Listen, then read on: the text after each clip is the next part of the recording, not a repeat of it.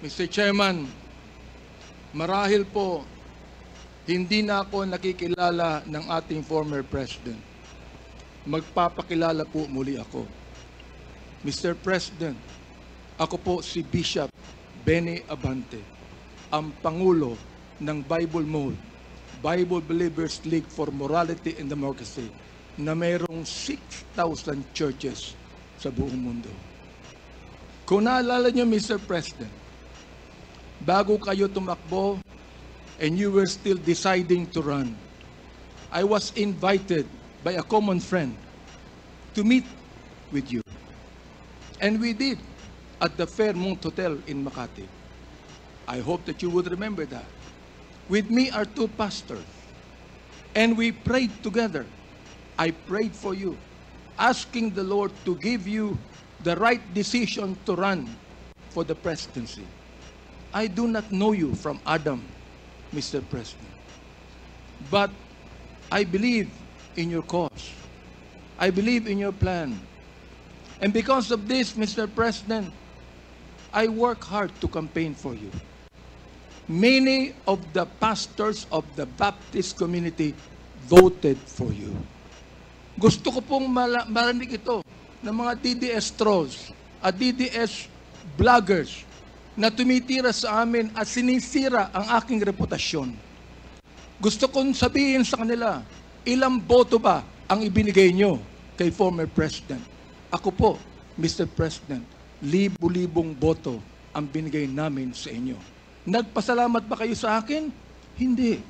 Nilapitan niyo po ba ako? Hindi.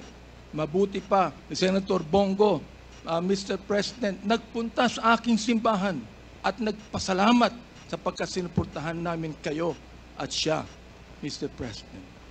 Now, gusto kong sabihin po dito sa Quadcom na ito, ako ba'y lumapit sa inyo para humingi ng pabor?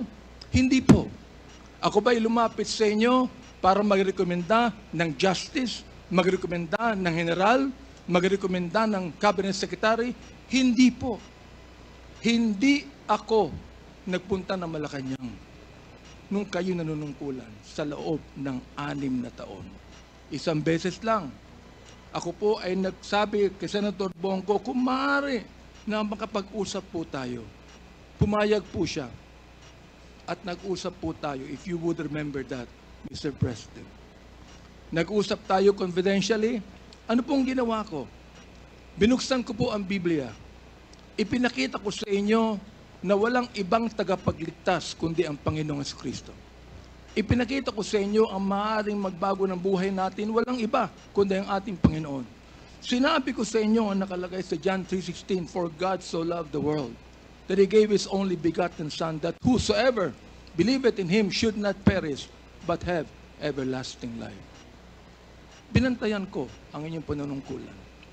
Nakita ko na maganda ang plano nyo.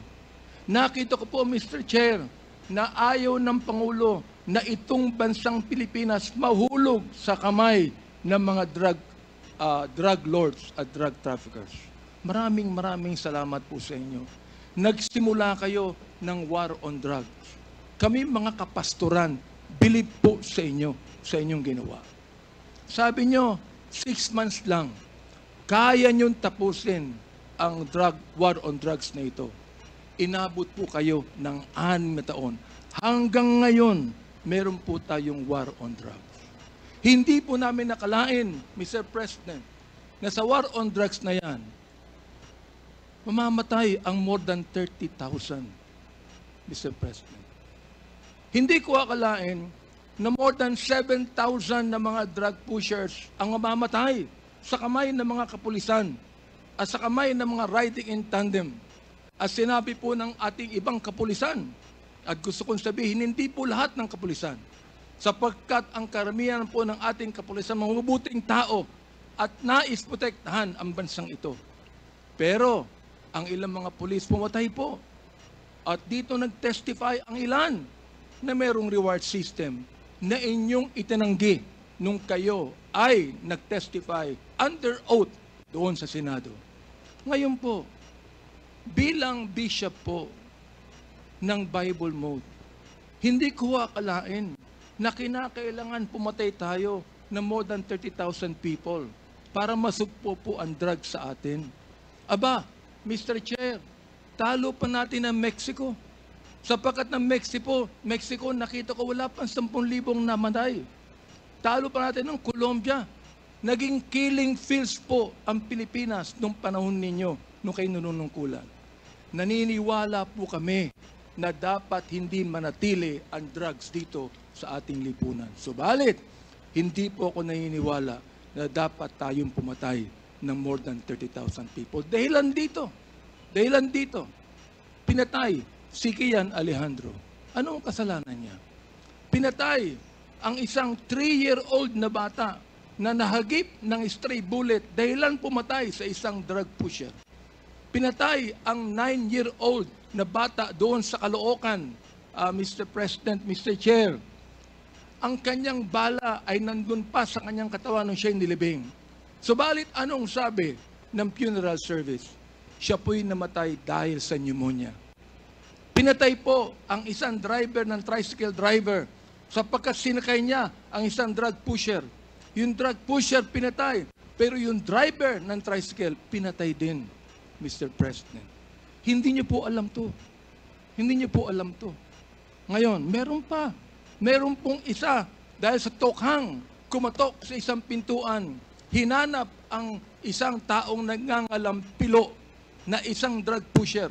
Hindi nakita. Pinatay yung pinagtanungan. Yung pilo, buhay pa, Mr. President, Mr. Chair. At naglalako pa, palagay ko, ng drugs ngayon. Hindi ko po maintindihan to. Hindi ko po maunawaan kung bakit ganon. Samantalang sinuportahan kayo ng maraming pastor ng Baptist community. Ang ilang mga kapastoran po nandito at ilang mga pastor namin nanonood ngayon at pinapakinggan ang aking tinig, Mr. Chair. Ako po ay binabas araw-araw ng mga bashers ng DDS troll, ng DDS bloggers. Minumura itong taong ito. Sinisira ang aking reputasyon.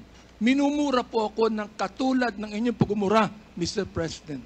Hindi ko akalain kung bakit gagawin nila yan.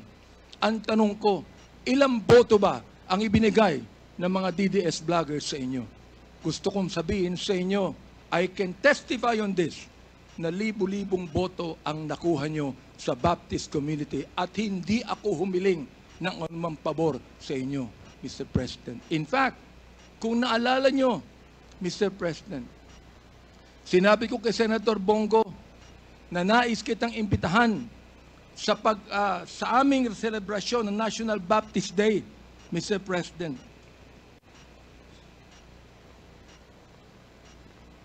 Dihinto ko lang po yung pakikipag-usap na ito ni Delga sa ating presidente para po makapakinig po sa akin ng tama.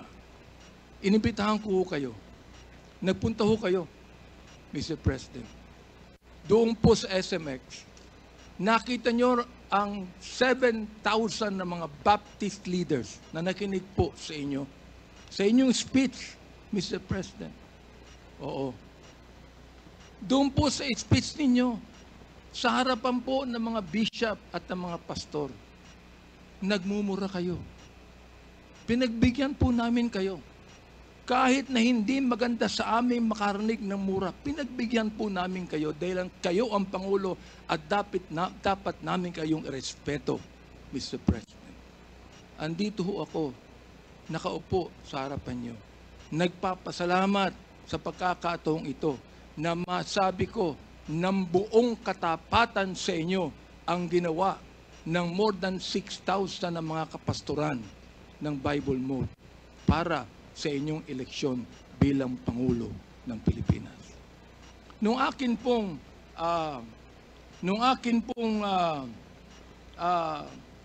nag-file ako ng bill, Mr. President, yung pong tinatawag nating Republic Act 11897, an act declaring the second Thursday of January of every year as special working holiday to be known as National Baptist Day.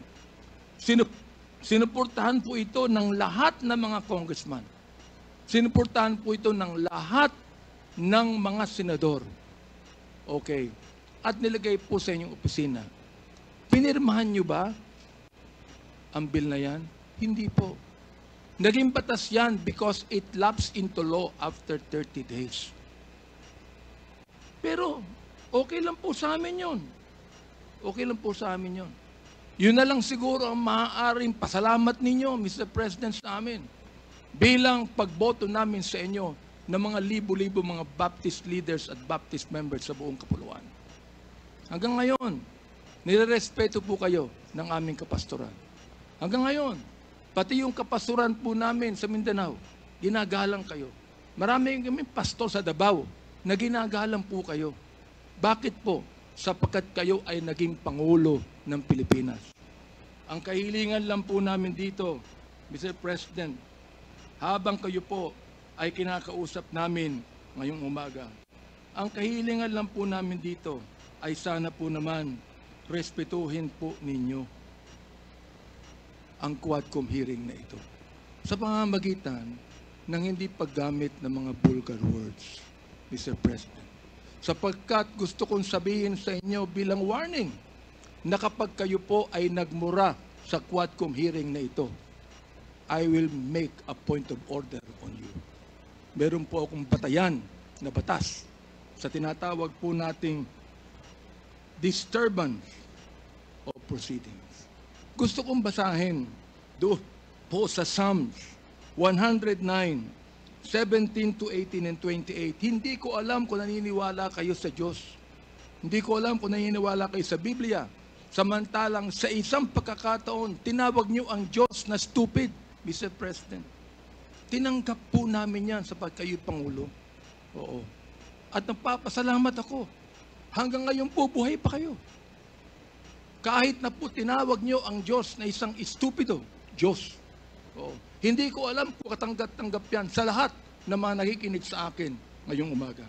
Pero ito po, gusto kong basahin sa inyo bilang isa rin namang warning. Sa wikang Tagalog, babasahin ko. Sapagkat iniisip niya, ang manumpa, ang magsabi ng masama, kaya darating niyon sa kanya, sapagkat hindi siya nalugod sa pagpapala, kaya't malayo yaon sa kanya. Dahil binihisan niya ang sarili niya ng pagsabi ng masama o pagsumpa na gaya ng kanyang sariling damit, yaoy papasok sa kanyang kalooban na gaya ng tubig at gaya ng langit sa kanyang mga buto. Hayaang sumumpa sila. Hayaang sila ay magmura. Ngunit magpala ka. Ang kahilingan po namin ngayon, Mr. President, sana po, imbis na mura ang marinig namin sa inyo, sana po, bigyan nyo kami ng pagpapala sa Quadcom na ito. Sapagkat hindi personalidad ang tinutukoy namin dito. Ang tinutukoy po natin ito, issue na kinakailangan po natin tuldukan sapagkat ito po'y kailangan ng ating bayan. Kapag sila'y bumangon, sila'y mapapahiya, ngunit ang iyong lingkod ay magagalak. Yan po ang sinabi sa Salmo, Mr. Chair, Mr. President. Salamat po sapagkat hinayaan niyo ako na magsabi sa inyo ng buong katapatan na walang halong anumang pagkukunwari, Mr. President. Ginagalang ko pa rin po kayo. Hindi po dahilan ay kayo, kundi dahilan sa minsan naging Pangulo kayo ng Pilipinas. Kaya nga po ang aking opening remarks is what? Respect, not deference. We are not here to give you obeisance. We are not here to give you obedience. We are not here to submit to you. We are here as equal members of this house, Mr. President, Mr. Former President. You are now a private citizen. And I hope and pray that you would give us equal respect as we give you equal respect today. Maraming salamat po.